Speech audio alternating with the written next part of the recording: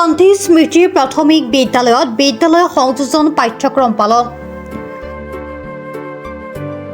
কুকুৰাকাটা নেপালীকুটি প্ৰাথমিক বিদ্যালয়খনি আজি কুপতি চৰকাৰৰ দৃষ্টিত অৱহেলিত।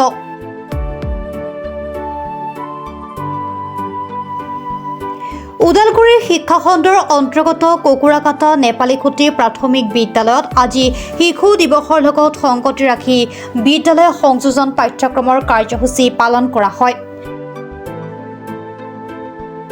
আজি শিশু দিৱস উপলক্ষে শিশুসকলৰ মাজত গীত, নৃত্য, ছবি অঁকা প্ৰতিযোগিতা অনুষ্ঠিত কৰি বিদ্যায়তনিক শিক্ষাৰ লগতে ব্যক্তিত্ব গঠনৰ স্বভাৱগত শিক্ষা প্ৰদান কৰা হয়।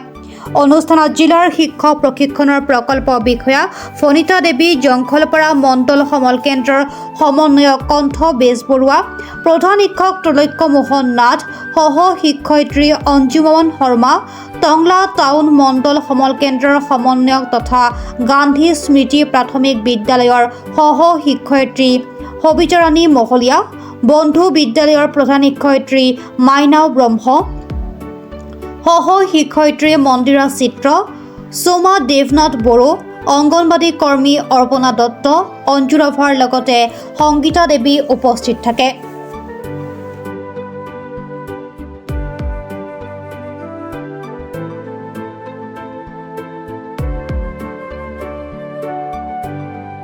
আজি 14 নৱেম্বৰ শিশু দিৱস উপলক্ষে গান্ধী স্মৃতি বিদ্যালয় আৰু কুকুৰাকাটা নেপালীকুটি প্ৰাথমিক বিদ্যালয়ৰ যি আজি অনুষ্ঠান পাতিছে তাত উপস্থিত থাকি অতিশয় ধন্যবাদ হৈছোঁ। এয়া আমাৰ সমগ্ৰ শিক্ষা অভিযানৰ twinning programme of the school, ইয়াৰ অধীনত বিভিন্ন কাৰ্যসূচী আমাক দিয়া আছিলে। তাৰ ভিতৰত আছিলে বিভিন্ন উৎসৱ জইণ্টলি দুয়োখন বিদ্যালয়ে আমি উদযাপন কৰিব লাগে। সেই হিচাপে আজি শিশু দিৱসটো দুয়োখন বিদ্যালয়ে লগ লাগি এই বিদ্যালয় উদযাপন কৰিছে। ইয়াৰ জৰিয়তে দুয়োখন বিদ্যালয়ৰ ছাত্ৰ ছাত্ৰীৰ মাজত চাহ চিনাকি, তেওঁলোকৰ প্ৰতিভাসমূহ, এইখন বিদ্যালয়ৰ প্ৰতিভা সিখন বিদ্যালয়ৰ ছাত্ৰ ছাত্ৰীয়ে দেখিবলৈ পাব, লগতে তেওঁলোক অনুপ্ৰাণিত হ'ব। এইদৰে সমগ্ৰ শিক্ষা অভিযানে গোটেই আজি অসমৰ বিভিন্ন বিদ্যালয়ত এই প্ৰগ্ৰেমটো অনুষ্ঠিত কৰাইছে। ইয়াৰ কাৰণে আমি কৰ্তৃপক্ষক ধন্যবাদ জনাইছোঁ। প্ৰথমে মই এই পবিত্ৰ দিনটিত আমাৰ শিশুসকলক শুভেচ্ছা জ্ঞাপন কৰিছোঁ আৰু আজি অতিকৈ ভাল লগা পৰিৱেশ এটি পাইছোঁহি আৰু শিশু দিৱসৰ লগতে সংগতি ৰাখি আজি ইয়াতে এক যি টুইনিং প্ৰগ্ৰেম, এই টুইনিং প্ৰগ্ৰেমো হৈ আছে কুকুৰাকাটা নেপালীকুটি প্ৰাথমিক বিদ্যালয়ৰ লগতে এই গান্ধী স্মৃতি প্ৰাথমিক বিদ্যালয়ে যি টুইনিং প্ৰগ্ৰেমৰ যি আয়োজন কৰিছে খুব সুন্দৰ লাগিছে। ইয়াত দেখা পাইছোঁ যে আমি ছাত্ৰ ছাত্ৰীসকলৰ যি সুপ্ত প্ৰতিভাবোৰ এনেকুৱা টুইনিং প্ৰগ্ৰেমৰ জৰিয়তে সুপ্ত প্ৰতিভাবোৰ বিকাশ হয় আচলতে, আৰু এটা শৈক্ষিক বাতাবৰণক তেওঁলোকে অধ্যয়ন কৰিবৰ কাৰণে সফল হয় বুলি ভাবোঁ। যে এটা নতুন পৰিৱেশত আহি এইসকল ছাত্ৰ ছাত্ৰীয়ে কি ধৰণে আগবাঢ়িছে তেওঁলোকৰ আদৰ্শ হিচাপে লৈ পেলাই সেইসকল ছাত্ৰ ছাত্ৰীয়ে সেইখন বিদ্যালয়ৰ ছাত্ৰ ছাত্ৰীসকলেও নতুন কিবা এটা শিকিবৰ কাৰণে পাৰিব বুলি আমি আশা ৰাখোঁ। আৰু আচলতে শিক্ষকসকলেও যে সেইখন বিদ্যালয়ৰ পৰা আহি এইখন বিদ্যালয়ৰ শিক্ষকসকলে এওঁলোকৰ যি এটা শৈক্ষিক বাতাবৰণ বা যি এক শৈক্ষিক পৰিৱেশ তাৰ পৰা তেওঁলোকে এটা আদৰ্শ হিচাপে তেওঁলোকে লৈ যাব পাৰিব, বা এইখন বিদ্যালয় সেইখন বিদ্যালয়ত গৈ পেলাই তেওঁলোকৰ শৈক্ষিক যি পৰিৱেশ, তেওঁলোকৰ শ্ৰেণীকোঠাৰ যি পৰিৱেশ, তেওঁলোকৰ সামগ্ৰিক যি পৰিৱেশটো ইয়াক অধ্যয়ন কৰিব আৰু আহি তেওঁলোকে নতুনত্ব তাৰ পৰা কিবা আনিবলগীয়া যদি আছে আনি তেওঁলোকে নিজৰ বিদ্যালয় সংযোজন কৰি ছাত্ৰ ছাত্ৰীসকলৰ ভৱিষ্যত আগবাঢ়ি যোৱাৰ ক্ষেত্ৰত ই এক শক্তিশালী ধাৰা হৈ থাকিব বুলি মই আশা ৰাখিছোঁ। আমাৰ স্কুলখনৰ নাম হ'ল গান্ধী স্মৃতি প্ৰাথমিক বিদ্যালয়। মই ইয়াতে 1.5 বছৰৰ পৰা কৰ্মৰত হৈ আছোঁ। যোৱা বছৰ 2023 চনৰ 29 মাহত জইন কৰিছিলোঁ। মই প্ৰধান শিক্ষক ৰূপে আজি 5 মাহ হ'ল। 5 মাহৰ পৰা প্ৰধান শিক্ষকৰ দায়িত্ব লৈছিলোঁ। স্কুলখনৰ যেতিয়া মই জইন কৰিছিলোঁ স্কুলখনৰ অৱস্থা একেবাৰে শোচনীয়।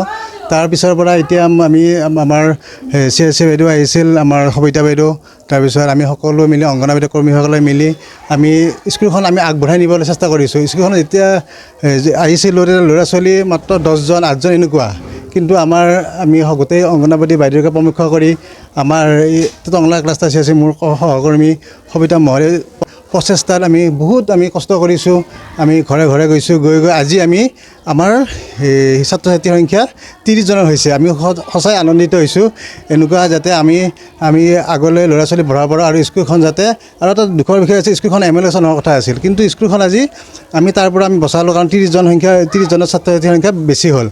আৰু এই এটা মন কৰিবলগীয়া কথা এটা হ'ল, আমি যিহেতু স্কুলখনৰ বিদ্যালয়খন একেবাৰে শোচনীয় অৱস্থা, যাতে বিদ্যালয়ৰ গৃহটো নতুনকৈ বনাই দিয়ে আমি সকলোকে আমি আমাৰ শিক্ষা বিষয়াক আমি অনুৰোধ জনামো আৰু ভালদৰে তেখেতসকলে যদি বিদ্যালয় গৃহটো ভালদৰে বনাই দিয়ে আৰু বিদ্যালয় গৃহটো বনালে কাৰণ ইয়াৰ পৰা বেলেগ এখন স্কুললৈ প্ৰায় 20-30জনমান ষ্টুডেণ্ট ইয়াৰ পৰাই যায় গতিকে সেই ষ্টুডেণ্টখিনি আমাৰ ইয়াতে পঢ়িব পাৰিব যদি বিদ্যালয়খন ভালদৰে বনাই দিয়ে আৰু একেবাৰে আমি এটা ৰুমতে শিক্ষা ছাত্ৰ ছাত্ৰীক দি আছোঁ।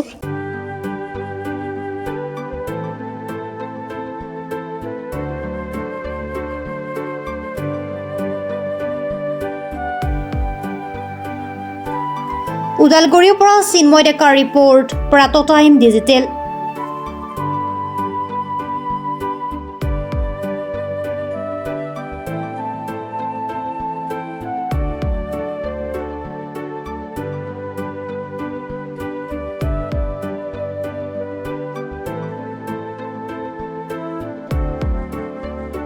অসমৰ সংবাদ জগতখনৰ বাবে এক সুখবৰ। নৰূপ নসাজেৰে প্ৰায় 30 বছৰীয়া অভিজ্ঞতাপুষ্ট সাপ্তাহিক কবচ পুনৰ এবাৰ ৰাজ্যৰ মাজলৈ। স্বত্বাধিকাৰী প্ৰণীতা কলিতাৰ দ্বাৰা প্ৰকাশিত আৰু অমৰজ্যোতি প্ৰিণ্টাৰ্ছ, গুৱাহাটী কমাৰ্চ কলেজৰ বিপৰীত ফালে মুদ্ৰিত। আমাৰ ঠিকনা মুখ্য কাৰ্যালয় অসম ফৰেষ্ট স্কুল, হৰি মন্দিৰ পথ, গুৱাহাটী আৰু অস্থায়ী কাৰ্যালয় কলিতা মাৰ্কেট, বিজয়নগৰ, কামৰূপ, অসম। মোবাইল নং 9435114666 আৰু 7002472813। Mail ID probhatiahom@gmail.com।